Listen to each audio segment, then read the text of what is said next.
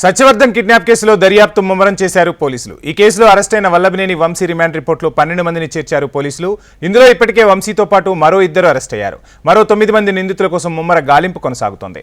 ఈ కేసులో వల్లభనేని వంశీ అనుచరులే కీలకంగా ఉన్నట్లు సమాచారం.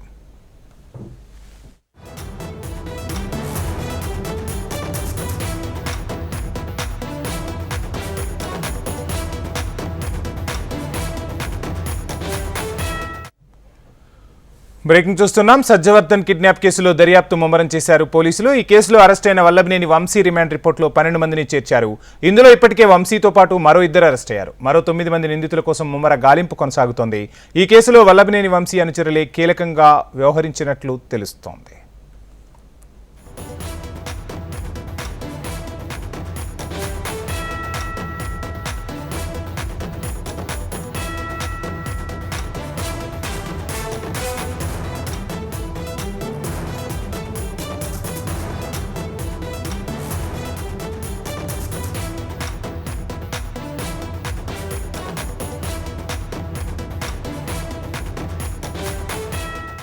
బ్రేకింగ్ చూస్తున్నాం. సత్యవర్ధన్ కిడ్నాప్ కేసులో దర్యాప్తును ముమ్మరం చేశారు ఏపీ పోలీసులు. ఈ కేసులో అరెస్ట్ అయిన వల్లభనేని వంశీ రిమాండ్ రిపోర్టులో 12 మందిని చేర్చినట్లుగా తెలుస్తోంది. ఇక ఇందులో ఇప్పటికే వంశీతో పాటు మరో 2 అరెస్ట్ అయ్యారు. ఇక 9 మంది నిందితుల కోసం పోలీసులు ముమ్మరంగా గాలిస్తున్నారు. ఈ కేసులో వల్లభనేని వంశీ అనుచరులే కీలకంగా వ్యవహరించినట్లు తెలుస్తోంది.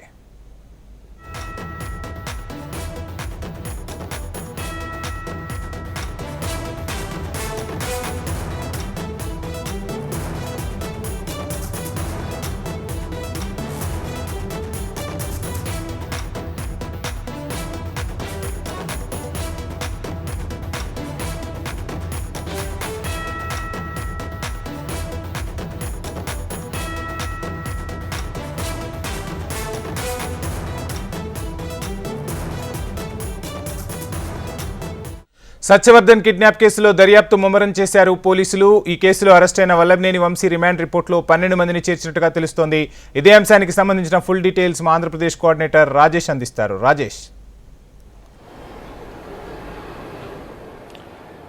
వంశీ సత్యవర్ధన్ కిడ్నాప్ కేసులో ఇప్పటికే వల్లభనేని వంశీని అరెస్ట్ చేసి రిమాండ్కి తరలించారు. అయితే ఈ అరెస్ట్ చేసిన తర్వాత వంశీ ఇచ్చిన ఏదైతే నిన్న 8 గంటల పాటు వంశీతో చూసిన వివరాలు చూసుకుంటే దాంట్లో మరో 12 మంది కూడా ముద్దాయిలు ఉన్నట్లు పోలీసులు స్పష్టం చేస్తున్నారు. అయితే మరి వీటిలో ఇప్పటికే 2 అరెస్ట్ చేయగా మిగతా 9 మందిని కూడా మరి అరెస్ట్ చేసే పనిలో పోలీసులు పడ్డారు. అయితే సత్యవర్ధన్ ఇచ్చిన రిపోర్ట్ ఏదైతే కిడ్నాప్ హత్యాయత్నం కేసు ఉందో ఈ కేసులో చూసుకుంటే పూర్తి స్థాయిలో వంశీతో పాటు వంశీ అనుచరులు కూడా ప్రధాన పాత్ర పోయించి చాలా ఇబ్బందులకు గురి చేశారనేసి సత్యవర్ధన్ చేశారు. అయితే సత్యవర్ధన్ ఈరోజు ఇప్పటికి కూడా పట్టపట్టు పోలీస్ స్టేషన్లో ఉన్నాడు. పోలీసులు ఏ విధంగా కిడ్నాప్ చేశారు, ఎక్కడ కిడ్నాప్ చేశారు, ఎన్ని రోజులు పెట్టారు, ఏమేమి చేశారు, వాళ్ళ కోరికలు ఏమేమి, ఏదైతే ఆ కిడ్నాప్ వ్యవహారంలో నేరుగా వంశీ పాల్గొన్నాడా, వంశీ మాట్లాడాడు అనే అంశాల మీద కూడా కొంత సమాచారాన్ని రాబడుతున్నారు. ఇదే తరుణంలో చూసుకుంటే దాదాపు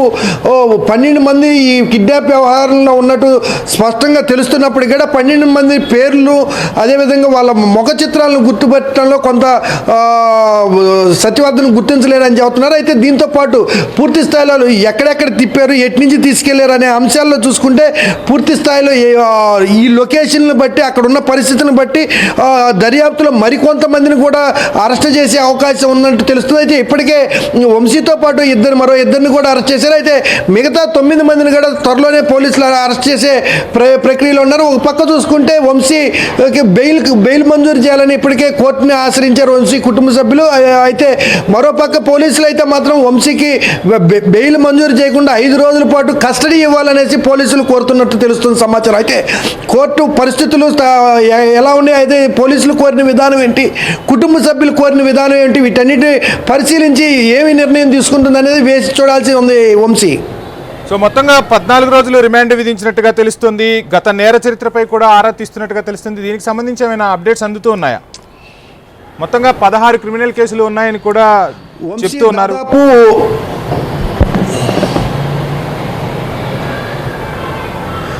దాదాపు ఎమ్మెల్యే వంశీ మీద చూసుకుంటే దాదాపు 16 క్రిమినల్ కేసులు ఇప్పటికే పెండింగ్లో ఉన్నాయి. అయితే ఈ 16 క్రిమినల్ కేసుల్లో కూడా వంశీ ఎటువంటి బెయిల్ అయితే మాత్రం గతంలో వరకు లేదు. అయితే ఇటీవల కాలంలో చూసుకుంటే కొన్ని ముఖ్యమైన కేసులకు సంబంధించిన బెయిల్స్ తీసుకున్నారు. అదేవిధంగా టీడీపీ పార్టీ ఆఫీసు దాడుల విషయంలో కూడా బెయిల్ తీసుకున్నారు. అయితే కేవలం గన్నవరం పార్టీ ఆఫీసు విషయంలో తప్పటడుగు వేయటం, అసలు ఎవరైతే ఫిర్యాదుదారుడు ఉన్నారో అసలు ఫిర్యాదుదారుడిని బెదిరించి ఆ కేసు నుంచి ఉపసంహరించి చేసుకుంటే పూర్తిగా అయిపోయింది. ఆ గన్నవరం పోలీస్ టీడీపీ ఆ పార్టీ ఆఫీసుకు సంబంధించిన దాడి విషయంలో ఎక్కడా కూడా వాళ్ళకి బెయిల్స్ మంజూరీ కాకపోవడంతో ఈ ఫిర్యాదుదారుడు ఎవరైతే ఉన్నారో ఆ ఫిర్యాదుదారుని ఒప్పించే క్రమంలో అతన్ని కిడ్నాప్ చేయటం, అదేవిధంగా బెదిరించడం ఇటువంటివన్నీ జరిగినా అతను ఎవరైతే ఫిర్యాదుదారుడు కుటుంబ సభ్యులు ఫిర్యాదు చేయడంతో ఈ విషయం అంతా బయటకు వచ్చింది. అయితే 16 క్రిమినల్ కేసులు ఉన్నప్పుడు కూడా ఎప్పుడు కూడా అరెస్ట్ అయిన పరిస్థితులు వంశీకి లేవు. అయితే ఈ రోజు చూసుకుంటే ఈ వ్యవహారంలో కిడ్నాప్ ఈ కేసులో చూసుకుంటే అరెస్ట్ చేసిన మిగతా పెండింగ్ కేసులు కూడా పూర్తిగా సాల్వ్ చేసి ఆ కేసుల్లో కూడా అరెస్ట్ చూపే పరిస్థితి కూడా కనపడేటట్టు ఉందనేసి పోలీసు చెప్తున్నారు. అయితే స్థానికంగా చూసుకుంటే లాయర్స్ కూడా ఖచ్చితంగా బెయిల్ మంజూరు చేయాలి. ఆరోగ్య పరిస్థితుల మీద వంశీకి ఆరోగ్య పరిస్థితులు బాగాలేదు, ఆయన ఖచ్చితంగా బెయిల్ చేయాలనే విడుదల చేయాలనే ప్రక్రియ కోరుతున్నారు. అయితే ఏదేమైనప్పటికీ 16 క్రిమినల్ కేసులు ఉన్న నేర చరిత్ర గతంలో అనేకంగా ప్రత్యక్షంగా ఎక్కడా కూడా రుజువులు లేకపోయినప్పటికీ కూడా పరోక్షంగా అనేక చోట్ల కూడా హత్యలు చాలా కార్యక్రమాల్లో దాడుల కార్యక్రమంలో వంశీ పాల్గొన్నాడు. వంశీకి కనుసనుల్లోనే అనేక కేసులు ముందుకెళ్ళినాయి కాబట్టి ఖచ్చితంగా ఆ కేసులు కూడా రీఓపెన్ చేసి పరిశీలించే క్రమంలో పోలీసులు ఉన్నారు. అయితే ఇక్కడ చూసుకుంటే గ్రౌండ్ లెవెల్లో ఈ ఒక్క వ్యక్తి ఏదైతే టీడీపీ పార్టీ కార్యాలయాన్ని ధ్వంసం చేశారని ఫిర్యాదు చేసిన సత్యవర్ధన్ ఉన్నాడు. ఈ సత్యవర్ధన్నే కాకుండా అనేక కేసుల్లో కూడా బెదిరింపులకు గురి చేసి కేసులు ఉపసంహరణ చేసుకునే పరిస్థితి కూడా ఉంది. అటువంటి కేసులు కూడా రీఓపెన్ చేసే పరిస్థితి కూడా కనబడుతుంది వంశీ. రాజేష్.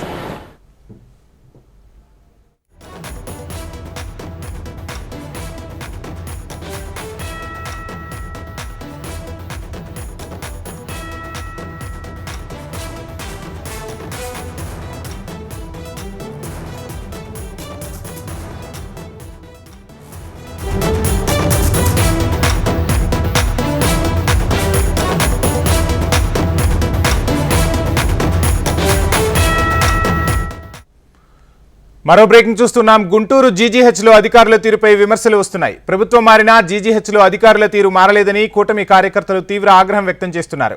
కూటమి సర్కార్ ఏర్పడ్డాక ఎన్టీఆర్ వైద్య సేవ తీసుకొచ్చిన ఆరోగ్యమిత్ర పేరుతో బోర్డులు అలానే దర్శనమిస్తున్నాయి.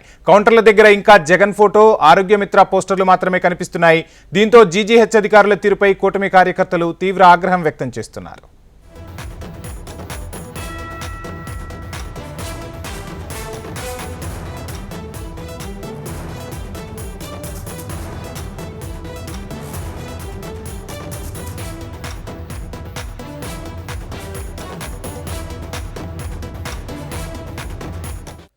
గుంటూరు జీజీహెచ్లో అధికారుల తీరుపై విమర్శలు వినిపిస్తున్నాయి. ప్రభుత్వం మారినా జీజీహెచ్లో అధికారుల తీరు మారలేదని కూటమి కార్యకర్తలు ఆగ్రహం వ్యక్తం చేస్తున్నట్టు తెలుస్తోంది.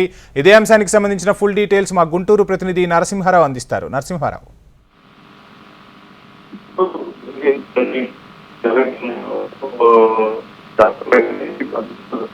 సిబ్బంది పైన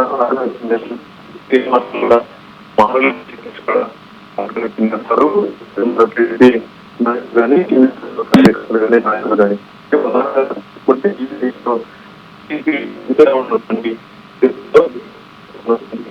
ఓకే పేరు మాత్రం కానీ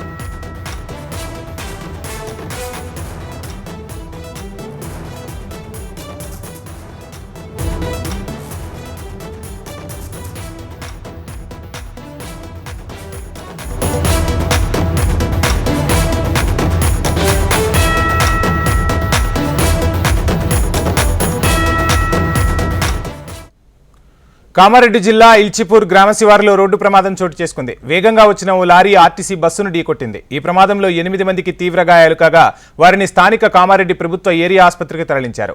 నిజామాబాద్ బస్ డిపోకు చెందిన బస్సు యూటర్న్ తీసుకుంటుండగా వేగంగా వచ్చిన లారీ ఢీకొట్టింది. ప్రమాద సమయంలో బస్సులో 20 మంది ప్రయాణికులు ఉన్నట్లు సమాచారం.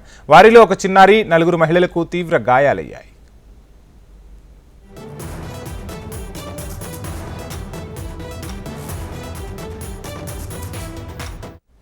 కామారెడ్డి జిల్లా ఇల్చిపూర్ గ్రామ శివారులో రోడ్డు ప్రమాదం చోటు చేసుకుంది. వేగంగా వచ్చిన ఓ లారీ ఆర్టీసీ బస్సును ఢీకొట్టింది. ఈ ప్రమాదంలో 8 మందికి తీవ్ర గాయాలు కాగా వారిని స్థానిక కామారెడ్డి ప్రభుత్వ ఏరియా ఆసుపత్రికి తరలించారు. నిజామాబాద్ బస్ డిపోకు చెందిన బస్సు యూటర్న్ తీసుకుంటుండగా వేగంగా వచ్చిన లారీ ఢీకొట్టింది. ప్రమాద సమయంలో బస్సులో 20 మంది ప్రయాణికులు ఉన్నట్లు సమాచారం. వారిలో ఒక చిన్నారి, 4 మహిళలకు గాయాలయ్యాయి. క్షతగాత్రులను ఆసుపత్రికి తరలించి ప్రాథమిక చికిత్స అందిస్తున్నారు పోలీసులు.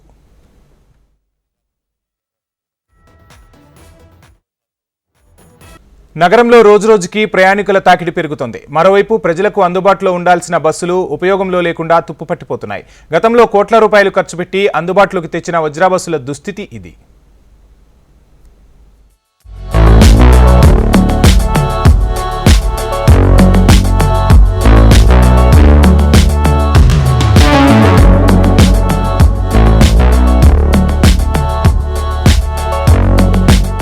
ఏసీ, అద్భుతమైన సీటింగ్ సౌకర్యంతో విలాసవంతమైన ప్రయాణంతో ప్రజలకు చక్కని ప్రయాణానుభూతినిచ్చేందుకు 7 ఏళ్ల క్రితం 100 వజ్ర బస్సులను టీఎస్ఆర్టీసీ కొనుగోలు చేసింది. ఈ బస్సుల కోసం 22 కోట్లు వెచ్చించారు. వీటిలో ఓ 50 బస్సులు ముషీరాబాద్ ఆర్టీసీకి చెందిన ఖాళీ స్థలంలో చానాళ్ల నుంచి వృధాగా పడి ఉన్నాయి. ఈ వజ్ర బస్సుల సంరక్షణకు ఎలాంటి చర్యలు తీసుకోకపోవడంతో తుప్పుపడుతున్నాయి. 2017లో గత ప్రభుత్వం హయాంలో వజ్ర బస్సుల సేవలను ఆర్టీసీ ప్రారంభించింది. మెహదీపట్నం, కూకట్పల్లి, దిల్సుఖ్ నగర్ నుంచి కరీంనగర్, వరంగల్, గోదావరి ఖని తదితర చోట్లకు తిప్పింది.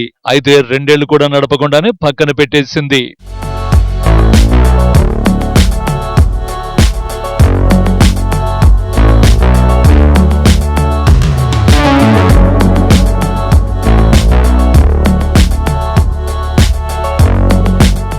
ఆన్లైన్ బుకింగ్ ద్వారానే టికెట్ ఉండడం, ఛార్జీలు భారీగా ఉండడం, 50% మించి ఆక్యుపెన్సీ లేకపోవడంతో సర్వీసుల్ని నిలిపేసింది ఆర్టీసీ. కొంతకాలం ఈ బస్సుల్ని శుభకార్యాల కోసం అద్దెకిచ్చారు. ఆ తర్వాత ప్రయాణికుల నుంచి పెద్దగా ఆదరణ రావడం లేదంటూ డిపోలకే పరిమితం చేశారు. మిగతా 50 బస్సులు 10ని కార్గో సేవల కోసం వినియోగించుకుంటుండగా మిగతా 40 బస్సులు జిల్లాల డిపోల్లో ఉన్నాయి. మహిళలకు ఉచిత ప్రయాణం వల్ల బస్సులకు ప్రయాణికుల తాకిడి కూడా పెరిగింది. ఈ సమయంలో బస్సులు ఇలా ప్రజలకు అందుబాటులో లేకుండా నిరుపయోగంగా ఉంటున్నాయి. ఈ వజ్ర బస్సులు కండిషన్ లో ఉన్నప్పుడే అమ్మితే సగం డబ్బులైనా ఆర్టీసీ ఖాతాలోకి వచ్చేవి కదా అంటూ కార్మిక సంఘాల నేతలు ప్రశ్నిస్తున్నారు. ఆ బస్సులను అమ్మకుండా మూలన పడేయడంతో ఇవాళ అవి ఎందుకు పనికిరాకుండా పోయాయని అంటున్నారు.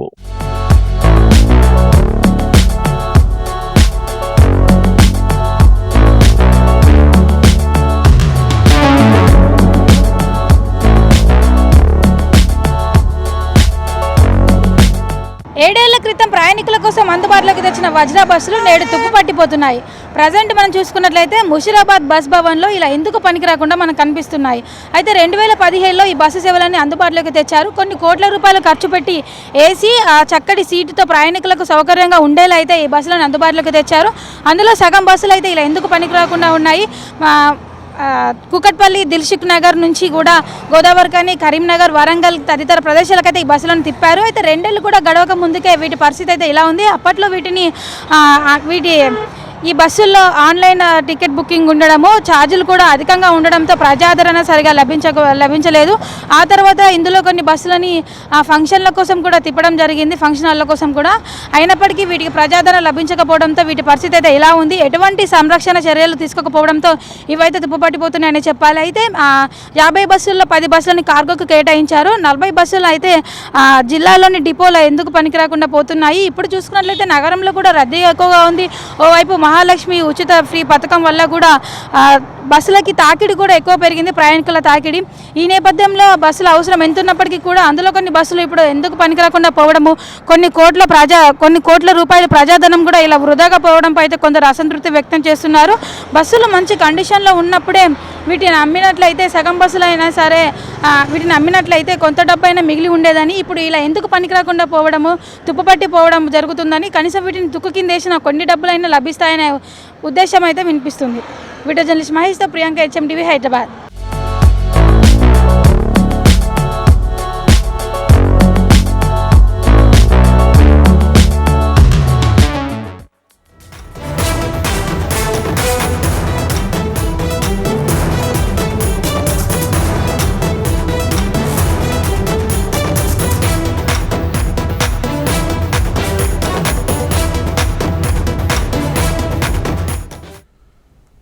సికింద్రాబాద్ రైల్వే స్టేషన్ ఆధునికీకరణ పనులు శరవేగంగా జరుగుతున్నాయి. ఆధునికీకరణ పనుల్లో భాగంగా 150 సంవత్సరాల చరిత్ర గల Secunderabad railway station main gate ఆర్చిగోడలను కూల్చివేస్తున్నారు అధికారులు. బ్రిటిష్ కాలం నాటి ఈ స్టేషన్ను 1874లో మొదటి నిజాం నవాబు అంకురార్పణ చేశారు. 1950లో స్టేషన్ పునరుద్ధరణ జరగగా మళ్లీ ఆధునికీకరణ చేస్తున్నారు రైల్వే అధికారులు.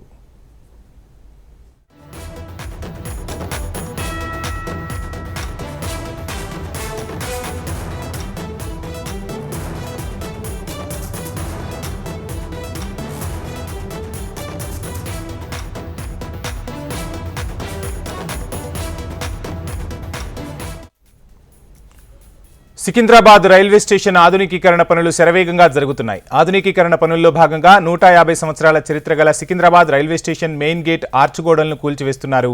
బ్రిటిష్ కాలం నాటి ఈ స్టేషన్ను 1874లో మొదటి నిజాం నవాబు అంకురార్పణ చేశారు. 1950లో స్టేషన్ పునరుద్ధరణ జరగగా మళ్లీ ఆధునికీకరణ చేస్తున్నారు రైల్వే అధికారులు.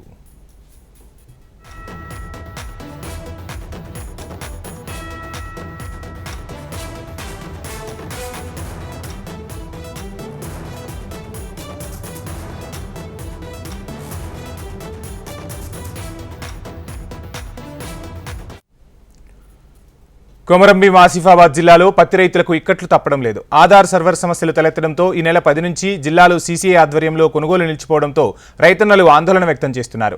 రైతుల ఆధార్ అథెంటికేషన్లో ఏర్పడిన అంతరాయం కారణంగా కొనుగోలు నిలిపివేసినట్లు అధికారులు ప్రకటించారు. మళ్లీ ఎప్పటి నుంచి పునరుద్ధరిస్తామని, దానిపై ఇప్పటి వరకు అధికారులు స్పష్టత ఇవ్వలేదంటున్నారు రైతన్నలు. ఆధార్ సర్వర్ పునరుద్ధరణ తర్వాతే కొనుగోలు చేపట్టే అవకాశం ఉన్నట్లుగా తెలుస్తోంది. సీసీఐ ఆధ్వర్యంలో ఇప్పటివరకే 17 లక్షల క్వింటాల పత్తి కొనుగోలు చేశారు. ఆసిఫాబాద్ జిల్లాలో 3.5 లక్షలకు పైగా ఎకరాల్లో పత్తి పంట సాగైంది. జిల్లాలో పత్తి కొనుగోలు కోసం జిన్నింగ్ మిల్లులు 18 సీసీఐ కేంద్రాలు ఏర్పాటు చేశారు. పత్తిని విక్రయించేందుకు రైతన్నలు సీసీఐ కేంద్రాల వద్ద బారులు తీరారు. వాహనాలు అద్దెకు తీసుకుని పత్తిని తీసుకుని వచ్చారు. తీరా ఈ నెల 10 నుంచి ఆధార్ సర్వర్ అంతరాయం ఏర్పడింది. ఇక తేమ శాతం నాణ్యత ఉంటే మద్దతు ధర 7,521 చెల్లించాల్సి ఉంటుంది. ప్రైవేటు వ్యాపారులు నాణ్యత పేరు చెప్పి 6,500 కూడా చెల్లించడం లేదు. దీంతో రైతులు 3-4 రోజులుగా జిల్లాల్లో సీసీఐ కొనుగోలు కేంద్రాల వద్ద బారులు తీరి కనిపిస్తున్నారు. ఇందులో చాలా మందికి సొంత వాహనాలు లేవు. ప్రైవేటు వాహనాలను రోజుకు 1000 అంతకంటే ఎక్కువ అద్దె చెల్లిస్తూ వస్తున్నారు. ప్రస్తుతం కొనుగోళ్లు మాత్రం జరగకపోవడం రైతన్నలను ఆందోళన కలిగిస్తోంది. దీంతో తాము తీవ్రంగా నష్టపోతున్నామని రైతులు ఆవేదన వ్యక్తం చేస్తున్నారు. అయితే మాకు ఏమవుతుందంటే 15 రోజులే పెట్టేసరికి 15కి 100 క్వింటాలు పెట్టేసరికి ఏమవుతుందంటే మాకు బండ్లు తీసుకుంటలేదు. 1500 కాగానే మాది టార్గెట్ అయిపోయింది, మేము కొంటలేమని చెప్పేసి ఆఫ్ చేస్తాం, బంద్ పెడతాం. ఇక మనం మళ్ళీ బండ్లు బంద్ పైన మనం ఉంటాం, అట్లనే ఉంటాం. అయినా మళ్ళీ సర్వర్ బంద్ ఉన్నది. మనం ఎన్ని రోజులు ఉండాలి? కిరాయిలు తీసుకుంటారు. ఎట్లా చేయాలని చెప్పేసి మేము సార్ దగ్గరికి చెప్పుకోవటం న్యాయం కావాలి. రోజులు అవుతాం సార్, 4 రోజులు అవుతాం. శుక్రవారం నాడు అంటే ఇక్కడ ఆసిఫాబాద్ ప్రతి జిన్నింగ్కు లిమిట్ అనేది ఇచ్చిండ్రు. ఒక జిన్నింగ్కు 1000 క్వింటాలు, ఒక జిన్నింగ్కు 1500 క్వింటాలు అని లిమిట్ ఇచ్చిన వాళ్ళే ఆ రోజు నా బండి ఖాళీ కాలేదు. మళ్ళీ తెల్లారి సెకండ్ సాటర్డే ఆ రోజు హాలిడే ఇచ్చిండ్రు. మళ్ళీ సండే హాలిడే అయింది. నిన్న పొద్దున సోమవారం నాడు పొద్దున 10 బండ్లు తీసుకున్నారు. 10 బండ్లు తీసుకున్నారు, లైన్లో అయిపోయినాయని బంద్ పెట్టినారు. బండి అన్ని ప్రతి జిన్నింగ్లో బండ్లు అన్నీ అట్లా నిలిచిపోయినాయి. ఇవాళ మంగళవారం, ఇవాళ కూడా సేమ్ అదే రిపీట్ అయింది. అందుకే కలెక్టరేట్ దగ్గరగా ఇక్కడ కూర్చున్నాం. కరీంనగర్ జిల్లా జమ్మికుంట పత్తి మార్కెట్లో రైతులు ఆందోళన వ్యక్తం చేస్తున్నారు. సీసీఐలో కొనుగోలు చేయటం లేదని తెలియడంతో 3 రోజుల నుంచి ఆందోళన వ్యక్తం చేస్తున్నారు. వేల రూపాయలు వాహనాలను అద్దెకు చెల్లించి తీసుకువచ్చిన పత్తికి రేటు రాకపోయేసరికి మోసపోతున్నామని ఆవేదన వ్యక్తం చేస్తున్నారు. బయట మోసపోతామని సీసీఐకి వచ్చామని, ఇక్కడ ధరలు కూడా తమకు గిట్టుబాటు రావడం లేదని తీవ్ర నిరాశకు గురవుతున్నాడు రైతన్న. మార్కెట్ పాలకవర్గం ఉన్నా తమ గోడు పట్టించుకునే నాదుడే కరువయ్యాడని వాపోతున్నాడు. 5 అధికారులు సైతం తామేం చేయలేమని, రైతుల ఆధార్ కార్డు సర్వర్ ప్రాబ్లం ఉందని, నెట్వర్క్ పనిచేయకపోవడం వలన ఈ సమస్యలు ఏర్పడుతున్నాయని అంటున్నారు అధికారులు. నా పేరు ప్రదీప్, మాది ఇద్దిలాపూర్ పాలశ్రామూరు మండలి. పత్తి మార్కెట్ జమ్మికుంట పత్తి మార్కెట్కు పత్తిని అమ్మడానికి తీసుకొచ్చినాం. కానీ ఈరోజు చాలా అన్యాయం జరిగింది రైతులకు. 6,000 రేట్ అనేసరికి రైతు ఇల్లు పైలు వచ్చే విధంగానే ఉంది, కానీ రైతులకు ఏమాత్రం లాభదాయకంగా లేదు. మేము ఇంత నాణ్యంగా తీసుకొచ్చినా కూడా పత్తిలో తేమ శాతం ఉంది లేదా ఏదో కారణాలు, వివిధ కారణాలు అని చెప్పేసి రైతులకు చాలా అన్యాయం చేస్తారు.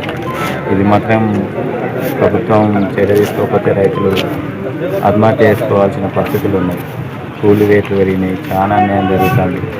ఈ విధంగా రేట్లుంటే రాబోయే కాలంలో వ్యవసాయం అనేది అంతరించిపోయే విధంగానే ఉంది, కానీ విలువలకు వచ్చే విధంగా లేదు. ఇక్కడ మార్కెట్ కట్ట రేటు పడుతుంది, ఇది కట్టే 6300 అడిగారంటే ఇక నేను చెప్తాను. ఊళ్ళో బ్రోకర్స్ అయితే 6500 అడిగింది దాన్ని. ఇంకే 10 రూపాయలు దొరుకుతాయని ఇంత దూరం వచ్చినది. ఎంత పడ్డది ఇప్పుడు రేటు? 6300. ఏమనుకున్నాను అనుకున్నాడు ఏమన్నది, పత్తి అని ఇస్తే లాసే కదా, ఇంటికి తీసుకోపోలేదు. దాన్ని ఏమి ఇస్తే లాసే కదా. ఇంటికాడ సెట్లే 6500 కొంటానంటే నేను ఇయ్యలే. ఆశకే కదా మార్కెట్ కట్ట రేట్ వస్తుందని ఆశకే ఇంత దూరం వచ్చినాం మనం. అది రాలే, వాళ్ళు నువ్వు వాడని బదలాడి ఇచ్చినట్టు అయితే వాళ్ళు అంటే మరి ఇప్పుడు పట్టించుకున్నాక ఈ రేటుకి ఇచ్చేది, వాళ్ళు పట్టించుకున్నాక రేటుకి ఇచ్చేందుకైతే సరే 150 తేడా అంటే 5,000 లెక్క. కానీ ఇప్పుడు 7,400 ఉన్న పత్తి 6,000. జగన్నాథ్ టీజర్ లాంచ్ ఈవెంట్లో మంచు మనోజ్ హాట్ కామెంట్స్ చేశారు. తనను ఎంతమంది తొక్కాలని చూసినా, బురద చల్లాలని చూసినా ప్రజల గుండెల్లో నుంచి తనను తీసేయలేరన్నారు. చెట్టు పేరు, జాతి పేరు చెప్పుకుని మార్కెట్లో అమ్ముడిపోయే వ్యక్తిని కాదని, ఒక కారణం కోసం పోరాడుతున్నప్పుడు వదిలిపెట్టే ప్రసక్తే లేదని స్పష్టం చేశారు. అది బయట వాళ్లైనా తన వాళ్లైనా న్యాయం కోసం ఎంత దూరమైనా వెళ్తానన్నారు. తన స్టూడెంట్స్ కోసం పోరాటం చేస్తున్నానని, తన ప్రాణం పోయే వరకు నిలబడతానని తెలిపారు మంచు మనోజ్. జీవితంలో ఎన్ని కష్టాలు వచ్చినా, ఎంతమంది తొక్కాలని చూసినా, బురద చల్లాలని చూసినా, ఆ 4 గోడల మధ్యలో నన్ను రానికపోయినా,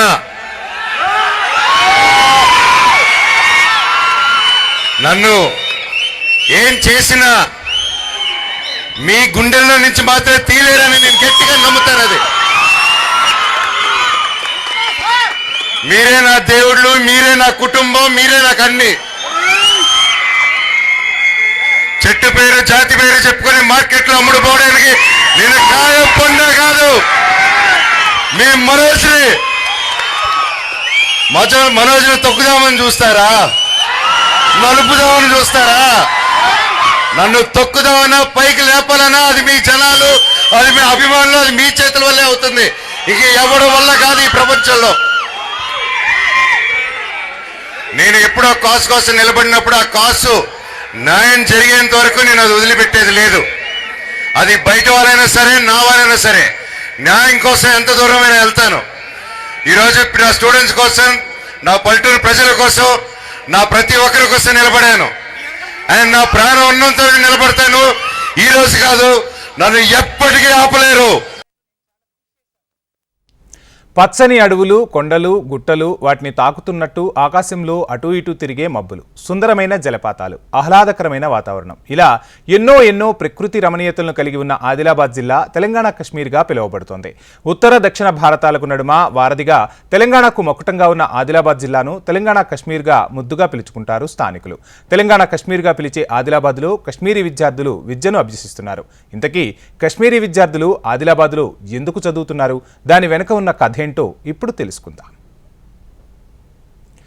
అడవుల జిల్లాగా పేరున్న ఆదిలాబాద్ జిల్లాలో వాతావరణం అంతా వేరుగా ఉంటుంది. ఇతర ప్రాంతాలకు చెందిన వారు ఇక్కడ ఉద్యోగాలు చేయాలన్నా లేదా చదువుల కోసం రావాలన్నా అంతగా ఇష్టపడరు. కానీ కొంతమంది కశ్మీర్ విద్యార్థులు మాత్రం ఆదిలాబాద్లో చదువుకుంటూ ఇక్కడి వెదర్ను తెగ ఎంజాయ్ చేస్తున్నారు.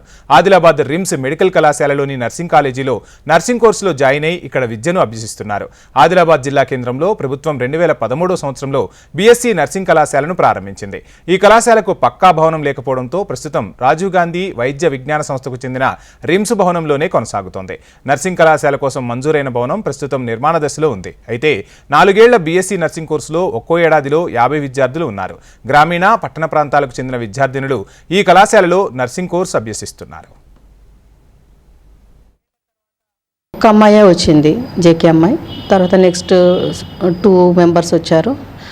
తర్వాత నుంచి మనకి ఇంక్రీజ్ అవుతూ వస్తున్నారు.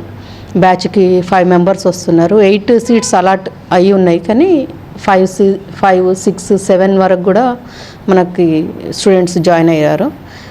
అట్ ప్రజెంట్ 24-25 బ్యాచ్లో కూడా మనకి 5 స్టూడెంట్స్ జాయిన్ అయ్యారు. 2019 సంవత్సరం నుండి జమ్మూ కాశ్మీర్కు చెందిన విద్యార్థులను ఆదిలాబాద్ నర్సింగ్ కళాశాలకు అలాట్ చేస్తున్నారు. ఇలా ఏడాదికి 8 మంది విద్యార్థులు చేరేందుకు అవకాశం కల్పిస్తున్నారు. 2024-2025 విద్యా సంవత్సరానికి కూడా సర్కార్ కశ్మీర్ విద్యార్థులకు సీట్లు కేటాయించింది. ప్రస్తుతం 21 మంది కశ్మీర్ విద్యార్థులు ఇక్కడ నర్సింగ్ కళాశాలలో విద్యను అభ్యసిస్తున్నారు. తొలుత భాషపరంగా వాతావరణపరంగా కొంత ఇబ్బంది పడినా తర్వాత విద్యార్థినులు ఆదిలాబాద్ వాతావరణానికి అలవాటు పడిపోయారు. నెమ్మదిగా ఇక్కడి భోజనాన్ని కూడా అలవాటు చేసుకున్నారు. భాషను కూడా నేర్చుకుంటున్నారు. ప్రస్తుతం ఓ బ్యాచ్ కశ్మీరీ విద్యార్థినులు తమ కోర్సును విజయవంతంగా పూర్తి చేసుకుని వెళ్లారు. బోధనా తరగతులతో పాటు రిమ్స్లోనే ప్రాక్టికల్ సెషన్ కూడా నిర్వహిస్తున్నారు అధ్యాపకులు దగ్గరుండి విద్యార్థినుల సందేహాలను తీరుస్తూ థియరీ, ప్రాక్టికల్ క్లాసులు నిర్వహిస్తున్నారు. ఇక్కడ బోధన పట్ల అక్కడి విద్యార్థులు సంతృప్తి వ్యక్తం చేస్తున్నారు. తెలంగాణలో అదేవిధంగా ఒక 5 స్టూడెంట్స్ జమ్మూ కాశ్మీర్లో వస్తూ ఉంటారు. Every year 55. సో ఇది కూడా త్రూ నీట్ ద్వారా వస్తారు. రిమ్స్ 2013 చేసినప్పుడు కనుక చాలా బ్యాచెస్ బయటపోయినాయి. ఇందులో చదువుకున్న పిల్లలు చాలామంది ఉద్యోగులుగా సెటిల్ అయ్యారు. ఇక్కడ కొందరు ఫ్యాకల్టీ వచ్చారు. రిమ్స్ నర్సింగ్ కాలేజ్లో అకాడమిక్స్ చాలా బాగుంది. అకాడమిక్స్తో పాటు వాళ్ళు స్పోర్ట్స్ ఇన్వాల్వ్ అవుతారు. రూరల్ హెల్త్ సెంటర్, రూరల్ ఏరియాలో పోయి సర్వీస్ అందిస్తారు. అదేవిధంగా నర్సింగ్ పిల్లలు రిమ్స్ హాస్పిటల్ కూడా చాలా వర్క్ చేసి మంచి సబ్జెక్ట్ క్లినికల్ మెట్ ఉంది కనుక వాళ్ళు నేర్చుకుంటారు. ఎన్హెచ్ఎస్లో వాళ్ళు యాక్టివ్ ఉంటారు, స్పోర్ట్స్లో యాక్టివ్ ఉంటారు. ఎక్కడైనా ప్రోగ్రామ్ ఉంటే, ఈవెంట్స్ ఉంటే ఖచ్చితంగా వాళ్ళు ముందుకు వస్తారు. కేంద్ర ప్రభుత్వం ప్రధానమంత్రి ప్రత్యేక స్కాలర్షిప్ పథకం ద్వారా ప్రతిభావంతమైన విద్యార్థులకు దేశవ్యాప్తంగా ప్రభుత్వ, ప్రైవేటు విద్యా సంస్థల్లో చదువుకోవడానికి నిధులను అందిస్తోంది. జమ్మూ కాశ్మీర్, లడఖ్లలో నివాసం ఉండే విద్యార్థులకు ఈ పథకం వర్తిస్తోంది. ఈ పథకం ద్వారా అక్కడి విద్యార్థులు 12వ తరగతి లేదా తత్సమాన పరీక్షలో ఉత్తీర్ణత సాధించిన తర్వాత జమ్మూ కాశ్మీర్, లడఖ్లకు వెలుపల ఉన్న ప్రభుత్వ కళాశాలలను ఎంపిక చేసుకోవచ్చు. ఏఐసిటి ఈ కౌన్సిలింగ్ ప్రక్రియ ద్వారా ప్రవేశం కల్పిస్తారు. అలా ప్రస్తుతం ఆదిలాబాద్ బీఎస్సీ నర్సింగ్ కళాశాలలో 21 మంది విద్యార్థినులు ఉన్నారు. వీరికి అన్ని వసతులు కల్పిస్తున్నారు. ఇక్కడ బోధన పట్ల వారు సంతృప్తిని వ్యక్తం చేస్తున్నారు. అంతేకాకుండా కశ్మీరీ విద్యార్థినులు కూడా రిమ్స్కు అనుబంధ ఆసుపత్రుల్లో సేవ చేస్తూ అందరికీ ఆదర్శప్రాయంగా జీవిస్తున్నారు. Myself Shamsun Nisa. I am from Jammu, and we came here from we selected here from PM SSS through, and we got seat here, and we are suffering so much, but only language problem. We are not communicating to patient, and there is weather problem also. In our Kashmir there is so much cool, and here is so much hot, and our madams guiding us, and we are teaching well here. Good morning, my name राहिला बानो. मैं जम्मू कश्मीर से हूँ, और हमारी seat यहाँ PM SSS के through निकली है, और हम बहुत दूर से आए हैं. यहाँ पे अच्छा है, थोड़ा ये वेदर प्रॉब्लम है. हमारे उधर ठंडा मौसम रहता है, यहाँ पे ज़्यादा गर्म रहता है. फूड प्रॉब्लम है. वैसे हमारे कॉलेज में हमारी मैम सब अच्छे पढ़ाते हैं, हमें अच्छा स्टडी दे रहे. थोड़ा हॉस्पिटल में तेलुगु पेशेंट है, उनसे थोड़ा कम्युनिकेट करना मुश्किल बनता है, लेकिन थोड़ी लैंग्वेज प्रॉब्लम है. वैसे अच्छा है यहाँ पे. Good morning, I am Seerat from BSc Nursing second year. I am from Kashmir. So I came here in the last year. It's completed 1 year here. We feel very blessed here to come to join this college, as our teachers are very supportive to us. They are guiding at every level. They are guiding us. and our principal ma'am is giving us a lot of support. ఇవి ఇప్పటివరకు ఉన్న afternoon prime time updates చూస్తూనే ఉండండి HM TV వార్త ఆగదు నిజం దాగదు.